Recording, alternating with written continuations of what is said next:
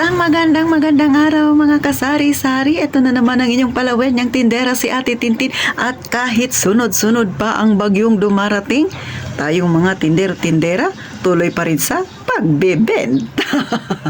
Mga kasari, mag-ingat tayong lahat, no, kasi hindi talaga maganda yung ating kinakaharap ngayon, no. Ilang bagyo, halos 4 na magkasunod-sunod, kaya ingat tayong lahat.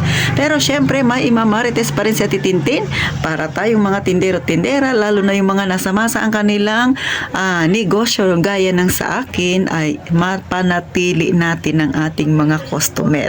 Gusto mo bang malaman? Abay syempre, bago tayo mag-umpisa, mga kasari, huwag mong kalimutan mag-subscribe ka na sa Palawin Niyang Tindera, at kung may nakuha kang idea, nakarelate ka, abay syempre, pakilike naman mga kasari, at pakishare na rin kung hindi kayo busy. Syempre pa, abay, iniimbitahan ko kayo, i-follow nyo naman ako, may Facebook account si Ate Tintin, so i-type nyo lang Ate Tin. So doon, mag-relax tayo, syempre, pangtindahan pa rin yung ating topic, mga nangyayari sa ating tindahan na dinaan lang ni Ate Tintin sa pakwela-kwela para mapangiti ko kayo. Ano pang inaantay ninyo? Magkita tayo doon mga kasari.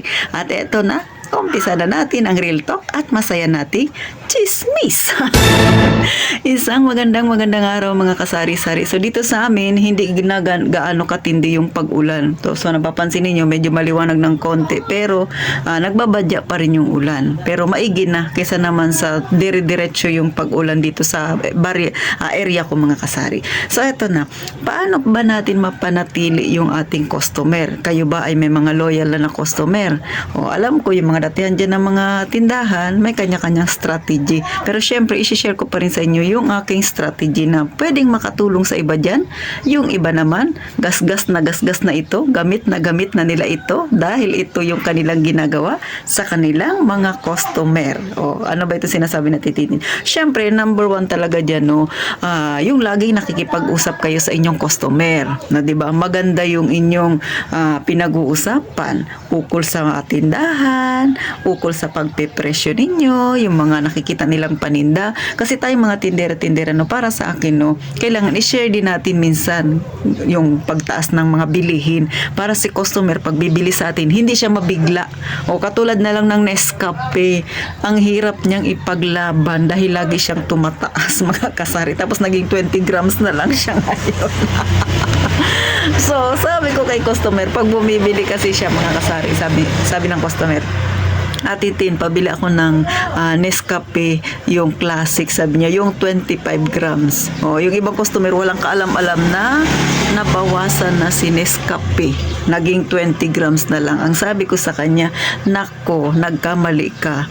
Nagbawas na si Nescafe at eto ay 20 grams na lang siya. Huli ka na sa balita. So, pagka may nangyayaring ganyan, mga kasari, para sa akin, no, dapat i-share natin kay customer. Kasi yung ibang mga customer, hindi nila yan alam, lalo na yung mga customer natin na umaasa lang na bumibili sila sa sari-sari store. Bihira silang pumunta ng mga grocery store. Bakit?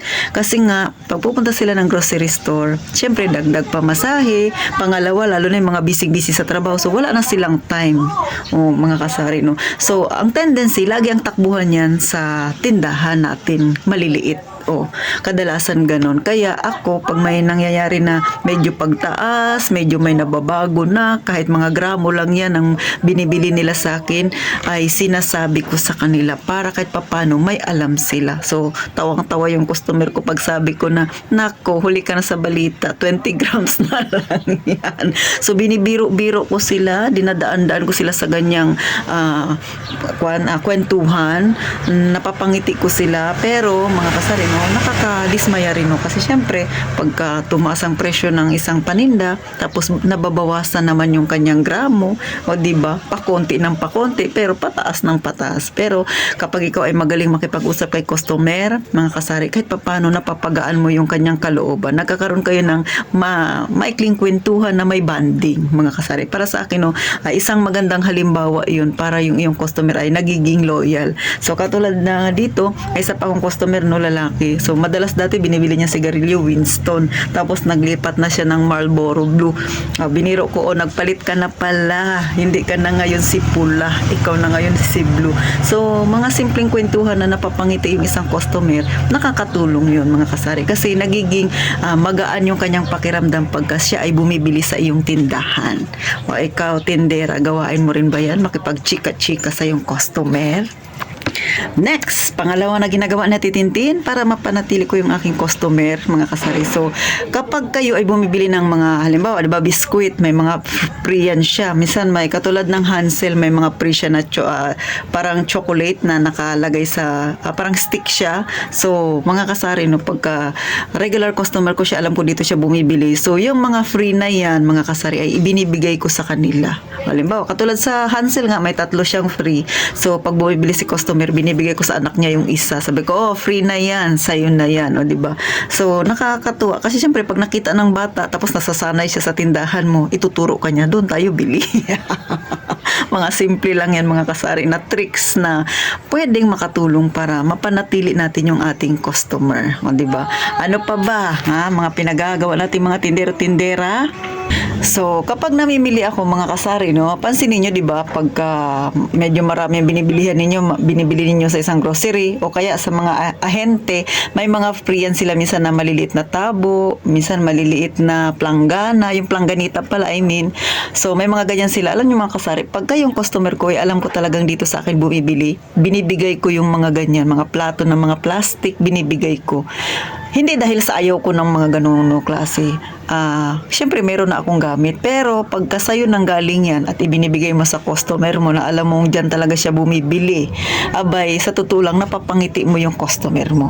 Parang, hindi naman sa nagtanaw ka ng utang na loob, no? Parang, kasi, mas maganda na yun na ibigay mo sa customer mo kaysa nakatambak lang sa'yo. Kasi yun, nagdudulot pa yun ng magandang samahan between kay tindera at saka syempre kay customer. So, nakakaroon ng matatag na relasyon ng isang customer at ng isang tindera, mga kasari. So, para sa akin ay kahit simpleng pagbibigay ng parang hindi naman sa parang pasasalamat, di ba? Simpleng ganun lang na pagtanaw ko sa kanya na dito siya sa akin bumibili, ay isang malaking bagay na yun, mga kasari. Lalo na pagka medyo ka-close mo na si customer, no? Pero syempre, mga kasari, lagi tayong mag-iingat, magkakaroon tayo dapat ng boundary between tindera at kay customer. Kasi minsan, hindi rin maganda yung sobrang close kasi diyan nga nag-uumpisa yung salitang utangan. O bagamat may utang na maganda naman yung idinudulot, pero kapag kayo ay hindi maingat sa ganyan, mga kasari, may mga panahon din na hindi maganda ang nangyayari between kay customer at kay tindera, lalo na pagka dating sa ganyang usapan, yung utangan. Okay naman magpautang kung yung napautang ninyo ay good payer, pero kung makunat pa sa balat ng goma ang inyong naging customer, mahirap siya, kumbaga masarap siyang kausap sa umpisa, magaling siyang magbola-bola sa inyo, kaya ka napapayag, pero pag sa salitang usaping bayarin na, babayaran ka na niya, sisingilin mo na siya, doon na nagkakaproblema, ay ibang usapan na yan. Kaya para sa akin, maglagay ka lang ng boundary. Okay naman magkaroon kayo ng magandang conversation ng inyong customer, pero dapat may boundary pa rin para maiwasan yung utangan na siyang nakakatulong sa ating mga tindero-tindera para mapabilis magbagsak ang ating tindahan. Huwag naman sanang mangyari. Kasi minsan yung nauutang sa atin, medyo may kalakihan, hindi babayaran, dala pati ang iyong puhunan. Kaya kung mayroon man pinapayo sa Titintin kung paano i-keep yung ating mga customer, ay isa rin itong paalala na dapat maglagay rin tayo ng boundary para hindi rin tayo malugi, mga kasari. So hanggang dito na lang sa Titintin. Sana kahit paano nakatulong sa inyong mga kasari, no? Ito simpleng kwentuhan lang, mga kasari. Sana kahit paano ay may napulot kayo na kaunting aral. Kasi alam naman natin, pagkausaping utangan talaga, ay dyan nagsisimula ang awayan ni customer at ni tindera. Lalo na kung hindi naging maganda ang salitang utang para sa isa't isa. O, di ba? Pag nangutang, okay. Pag siningilan ni tindera, galit na. So, mahirap. Kaya, payo ko lagi, maglagay ng boundary. Magkita tayo sa susunod na vlog na Titintin. At syempre, gaya nga ng palagi kung sinasabi, mag-iingat tayong palagi, mga kasari.